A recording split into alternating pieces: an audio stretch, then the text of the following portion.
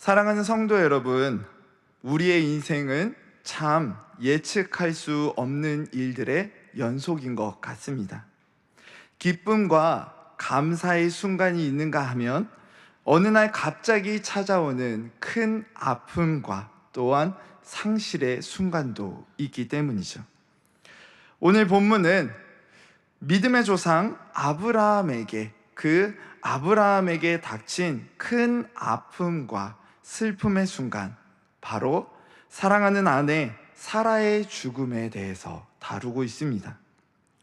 이 사건은 단순한 장래 이야기가 아닙니다. 하나님께서는 이 사건을 통해 우리가 인생의 고통 앞에서 어떻게 반응해야 하는지, 하나님의 약속을 어떻게 붙들어야 하는지, 그리고 믿음이란 어떤 모습으로 우리의 삶 가운데 나타나야 하는지를 보여주고 계시기 때문이죠. 우리도 인생 가운데 이런 깊은 아픔의 순간을 지나고 있지는 않습니까? 이별의 아픔, 건강의 문제, 경제적인 고통, 그리고 자녀나 가정의 무너짐 등, 그러한 때에 오늘 말씀을 통해 아브라함의 모습을 함께 따라가 보면서 큰 아픔과 고통 앞에서 우리는 어떻게 해야 하는지, 하나님의 약속을 어떻게 붙들고 살아야 하는지 함께 발견하는 이 시간 되길 소망합니다. 먼저 함께 1절과 2절 말씀을 함께 다시 한번 읽어봤으면 좋겠습니다. 1절과 2절입니다. 사라가 127세를 살았으니 이것이 곧 사라가 누린 횟수라. 사라가 가나안 땅 헤브론 곧 기럇 아르바에서 죽음에 아브라함이 들어가서 사라를 위하여 슬퍼하며 애통하다가. 아멘. 여러분, 사라가 세상을 떠났습니다. 본문은 사라가 127세를 살았다고 자세하게 기록하고 있죠. 여러분, 사라가 누구입니까? 사라는 아브라함과 함께 수많은 여정을 걸었고 하나님의 약속을 함께 기다렸고 웃기도 울기도 했던 삶의 반려자였습니다. 그런 그녀가 이제 눈을 감은 것이죠. 그랬을 때 아브라함의 반응은 어땠을까요? 믿음의 조상이라는 이 아브라함은 그러한 상황 가운데 어떻게 반응했을까요? 그는 애통하며 깊이 슬퍼하며 고통스러워했습니다. 우리에게도 이런 아픔이 찾아올 수 있습니다. 믿는 사람이라고 해서 눈물을 흘리지 않는 것이 아닙니다. 오히려 믿음의 사람은 진짜 슬퍼할 줄 아는 사람입니다. 왜냐하면 그 슬픔을 고백하며 아파할 때 그런 우리를 어루만져 주시며 위로해 주시는 그분을 알고 있기 때문입니다. 그분이 계시기에 믿음의 사람은 그 슬픔을 억누르거나 감추지 않고 그분, 바로 하나님 앞에 아픔을 온전히 토해내는 것이죠. 여러분, 우리는 아픔을 억누르는 것이 아니라 믿음으로 하나님 아버지께 정직하게 그것을 드러내야 합니다. 그리고 그 아픔 가운데에서도 우리는 그 하나님께 나아가 하나님을 붙들어야 하는 것이죠. 우리 본문 3절과 4절 말씀 함께 읽어보겠습니다. 그 시신 앞에서 일어나 나가서 헷 족속에게 말하여 이르되 나는 당신들 중에 나그네요 거류하는 자이니 당신들 중에서 내게 매장할 소유지를 주어 내가 나의 죽은 자를 내 앞에서 내어다가 장사하게 하시오. 아멘. 아브라함은 사라의 시신 앞에서 일어났습니다. 눈물을 흘리고 애통한 후에 그는 자신이 해야 할 일, 바로 사라의 장례를 준비하는 일을 시작하죠. 그리고 그는 햇사람들에게 말합니다. 나는 당신들 중에 나그네요, 거류하는 자라고 말입니다. 여러분, 이 고백이 보여주는 것은 무엇일까요? 아브라함은 가나안 땅에 대해서 하나님의 약속을 받은 자입니다. 그러나 아직 그에게는 사랑하는 아내를 매장할 땅도 없었다라는 것입니다. 자신을 나그네라고 표현하는 것도 마찬가지입니다. 우리식으로 표현하자면 그는 굴러 들어온 돌입니다. 다른 곳에서 온 자이며 이 땅에 대한 권한이 없는 자라는 것이죠. 그렇기에 아브라함은 그들에게 땅을 사고 싶다고, 지금 아내를 매장할 땅을 사고 싶다고 요청하는 것입니다. 여러분, 아브라함은 하나님의 약속을 믿고 그 땅에 갔기 때문에 도착만 하면 모든 것이 잘 해결될 것이다 라고 은연중에 생각하지 않으십니까? 그러나 아브라함은 사라를 매장할 땅이 없어 그들에게 땅을 팔아달라고 요청하고 있습니다. 그럼 여러분, 이렇게 우리의 기대와는 다른 결과를 맞이하게 될 때에요, 우리의 반응은 어떨까요? 여러분, 우리의 삶 가운데 우리의 기대랑은 다른 현실이 우리의 눈앞에 나왔을 때 우리는 어떻게 반응할까요? 절망과 좌절, 그리고 거기서 더 나아가서는 원망을 할 수 있지 않을까요? 아브라함도 이러한 상황 가운데에서, 아니, 하나님께서 이 땅으로 가라고, 그 땅을 주시겠다고 하셨는데 이게 뭐예요? 라고 원망하며 다시금 돌아갈 수도 있었을 것입니다. 그러나 아브라함은 하나님의 약속이 언젠가는 이루어질 것을 믿었습니다. 그렇기에 그는 그 땅을 떠나는 것이 아닌 지금 당장은 자신이 나그네처럼 살아가고 있을지라도 하나님께서 이 땅에 대한 약속을 이루실 것을 믿으며 그 땅에서 매장할 소유지를 사려고 하는 것이죠. 우리 5절과 6절 말씀 함께 읽어보겠습니다. 헷 족속이 아브라함에게 대답하여 이르되, 내 주여 들으소서. 당신은 우리 가운데 있는 하나님이 세우신 지도자이시니 우리 묘실 중에서 좋은 것을 택하여 당신의 죽은 자를 장사하소서. 우리 중에서 자기 묘실에 당신의 죽은 자 장사함을 금할 자가 없으리이다. 아멘. 이제 아브라함의 요청을 들은 헷 사람들이 대답합니다. 그를 무엇이라고 표현하고 있습니까? 헷 사람들이 이 아브라함을 뭐라고 표현하고 있습니까? 바로 하나님이 세우신 지도자라고 말하고 있습니다. 우리는 아브라함이 믿음의 조상이라는 것을 너무나 잘 알고 있기 때문에요, 이것을 그냥 당연하다고 그냥 지나칠 수도 있지만, 여러분, 헷 족속들은 하나님을 믿는 족속이 아닙니다. 이 헷 족속은 다른 우상을 섬기는 민족임을 우리가 생각해 본다면 이것은 결코 작은 일이 아니죠. 그 당시에 같은 민족, 그리고 혹은 같은 부족이 모여서 살았던 이유가 무엇이었을까요?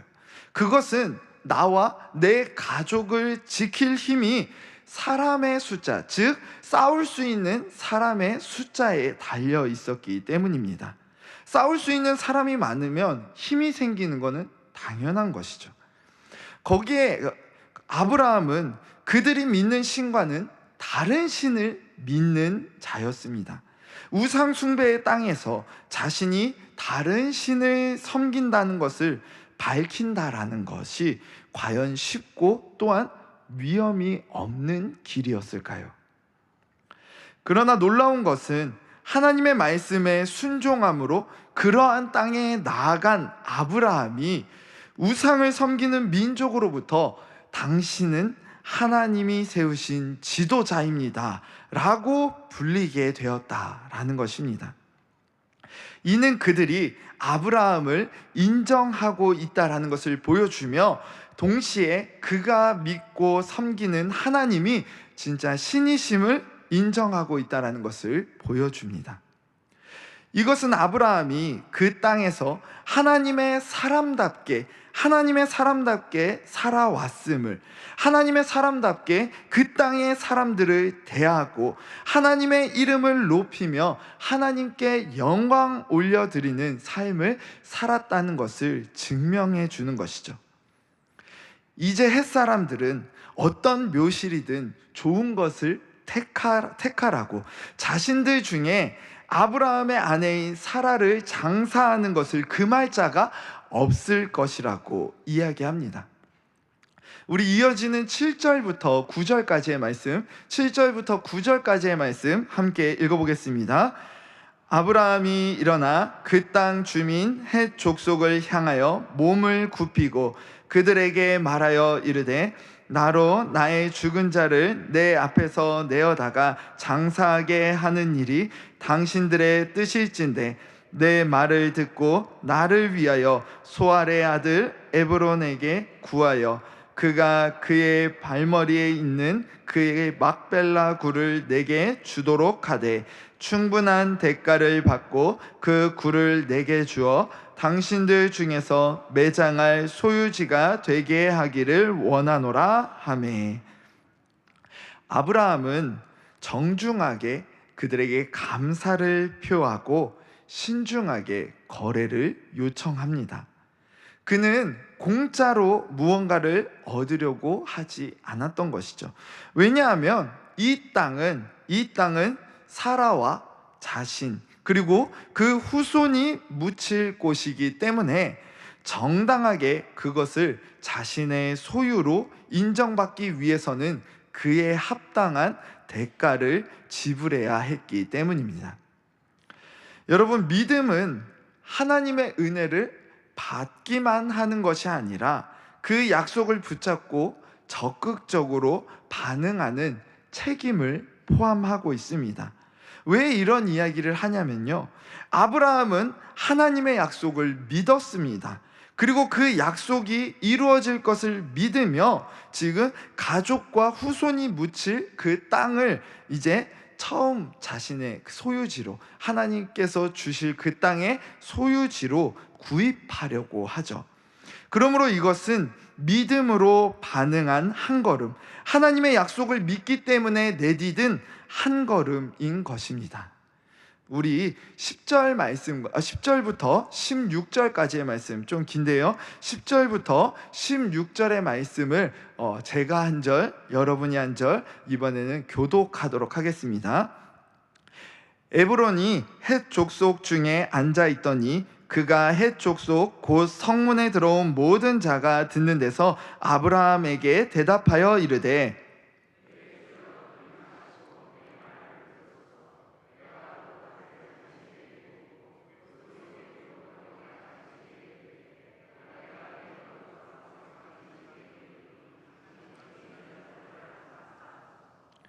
아브라함이 이에 그 땅의 백성 앞에서 몸을 굽히고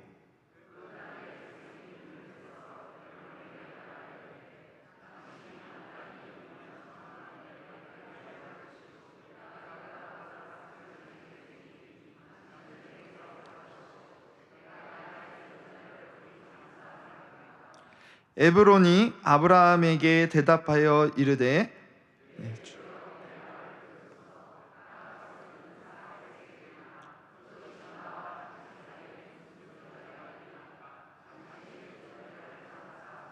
함께 읽겠습니다. 아브라함이 에브론의 말을 따라 에브론이 헷 족속이 듣는 데서 말한 대로 상인이 통용하는 은 400세겔을 달아 에브론에게 주었더니. 아멘. 에브론은 처음에는 그 땅을 그리고 그 굴을 무상으로 제공하겠다고, 공짜로 당신에게 주겠다라고 말하지만 결국은 은 400세겔의 값을 받고 땅을 팝니다. 이 과정에서 아브라함의 모습을 볼 때에요, 아브라함은요 흥정하지 않고 조건 없이 그가 이야기한 값을 지불합니다. 왜일까요? 어차피 하나님께서 주시겠다고 약속하신 땅이고, 에브론이 처음 이야기한 것처럼 그것을 무상으로 주겠다고 했으니 그것을 받아들일 수도 있었는데도 말이죠. 이러한 아브라함의 모습은 하나님께 약속을 받았다고 해서 질서를 무시하는 것이 아니라 세상 속에서도 질서와 정직을 따르는 그러한 삶의 모습을 우리에게 보여주죠. 그럴 때에 정말로 우리가 그러한 삶을 살 때에 우리는 질서의 하나님을 세상에 나타내고 높이며 그분께 영광을 올려드릴 수 있다라는 것을 보여주고 있는 것입니다. 아브라함의 이런 삶을 통해 그 해족속이 하나님을 알게 되었고, 또한 그를 하나님이 세우신 지도자라고 고백했기 때문이죠. 그리고 또 한 가지, 아브라함은 매장할 무덤 그 이상의 의미를 사고 있습니다. 왜냐하면 그는 하나님의 약속을 믿고 붙드는 자였기 때문이죠. 그는 하나님의 약속을 향한 첫걸음, 이 첫 발걸음으로 이 땅을 정당한 대가를 주고 소유하고자 했던 것입니다. 우리 17절부터 20절까지의 말씀, 17절부터 20절까지의 말씀 함께 읽어보겠습니다. 마므레 앞 막벨라에 있는 에브론의 밭 곧 그 밭과 거기에 속한 굴과 그 밭과 그 주위에 둘린 모든 나무가 성문에 들어온 모든 헷 족속이 보는 데서 아브라함의 소유로 확정된지라. 그 후에 아브라함이 그 아내 사라를 가나안 땅 마므레 앞 막벨라 밭 굴에 장사하였더라. 마므레는 곧 헤브론이라. 이와 같이 그 밭과 거기에 속한 굴이 헷 족속으로부터 아브라함이 매장할 소유지로 확정되었더라. 아멘. 이제 모든 헷 족속이 보는 가운데 마므레 앞 막벨라에 있는 에브론의 밭과 그곳에 속한 모든 것이 아브라함의 소유로 확정되었습니다. 그리고 아브라함은 그의 아내 사라를 그곳에 있는 막벨라 굴에 장사하게 되죠. 사랑하는 성도 여러분, 오늘 우리는 믿음의 조상 아브라함을 통하여서 이 믿음의 조상인 아브라함이 큰 아픔 앞에서 어떻게 믿음으로 반응했는지를 함께 살펴보았습니다. 사랑하는 아내를 먼저 떠나보내는 고통, 하나님의 약속을 붙잡고 순종하며 왔지만 정작 무덤 하나도 소유하지 못한 현실. 하지만 그 모든 상황 속에서도 아브라함은 좌절과 원망으로 돌아서지 않았고 일어나 믿음의 발걸음을 나아갔습니다. 물론 그는 눈물을 흘렸고 슬픔을 숨기지 않았으며 사라를 위해 애통했습니다.